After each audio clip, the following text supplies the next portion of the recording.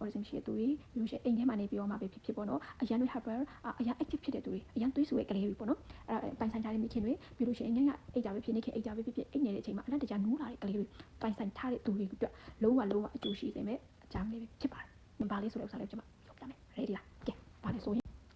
hello အားလုံးပဲမင်္ဂလာပါရှင်ကျွန်မကကျက်တဲ့ဖြစ်ပါတယ်ကဲဒီကနေ့ညမှာကျွန်မဘာပြောသွားမှလဲဆိုလို့ရှိရင်မိခင်တိုင်းအတွက်အကျိုးရှိစေမယ်ဥစ္စာလေးကိုကျွန်မပြောသွားမှာပဲဖြစ်ပါတယ်ကဲမိခင်တိုင်းပါလဲဆိုလို့ရှိရင်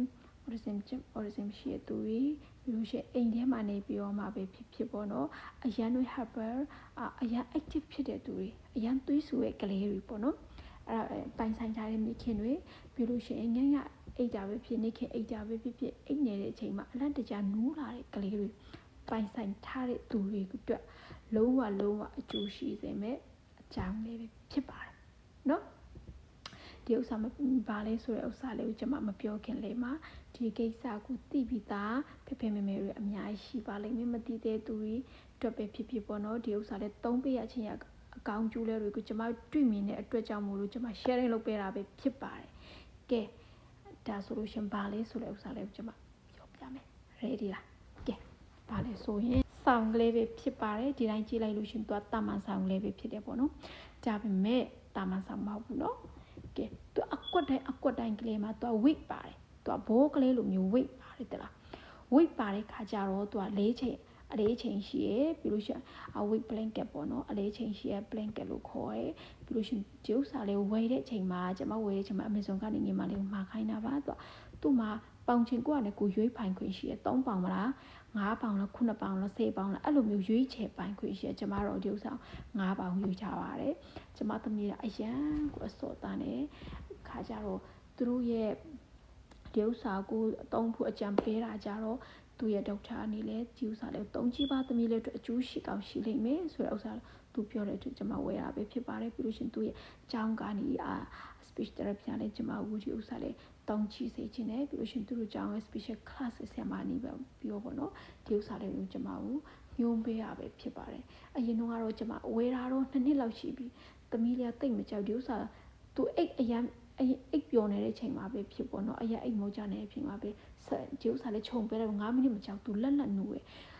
ထလာတဲ့အချိန်မှာသူချက်ချင်းမအိတ်တော့တဲ့အခါကျတော့ကျွန်မမသုံးပေးပဲနဲ့ဒီတိုင်းသိမ်းလိုက်တယ်ပေါ့နော်ဒါပေမဲ့အခုနောက်ပိုင်းမှာကျွန်မပြန်ပြီးသုံးလိုက်တဲ့အခါမှာတော်တော်လေးတော့အဆင်ပြေအောင်ကျွန်မတွေ့လိုက်ရပေါ့နော်ကဲဒါဆိုလို့ရှိရင်ဘာတွေမြတ်ကွာချသွားတယ်လဲဆိုတော့ကျွန်မပြောပြမယ်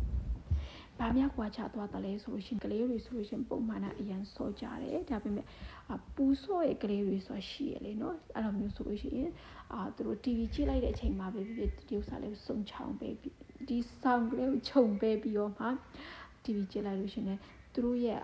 သွေးအရန်ဆိုနေတဲ့ဥစ္စာလေးငြိမ်ကြစေတဲ့ပြီးလို့ရှိရင်သူတို့စိတ်အရန်ကစားချင်နေတဲ့စိတ်ကလေးကိုလည်းသူကထိမ့်ပေးရဲ့လို့သူတို့ကကျွန်တော်ပြောထားတာပဲဖြစ်ပါတယ်နော်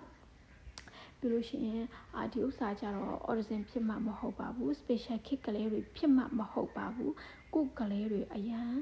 ကစားလုံးတဲ့အခါကြလို့ရှင်ဒီဥစ္စာလေးကိုတစ်နေ့တစ်ချိန်ပဲဖြစ်ပေါ့နော်ခြုံပေးလိုက်လို့ရှိရင်သူတို့ကသွေးဆူတာကိုသူတို့ရဲ့စိတ်ကို control လုပ်နိုင်တယ်တဲ့ပြီးလို့ရှိရင်ကလေးတွေအိတ်နေတဲ့အချိန်မှာလက်နူးတဲ့ကလေးတွေဆိုလို့ရှိရင်လေတဲ့